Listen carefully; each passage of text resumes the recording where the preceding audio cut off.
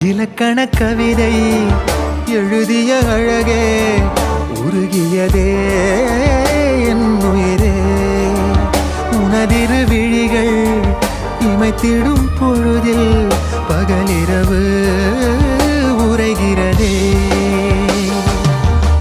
இதயம் கேட்குதே என் காற்றாக கனவாக கை வீசும் காதல் இவள் யாரோ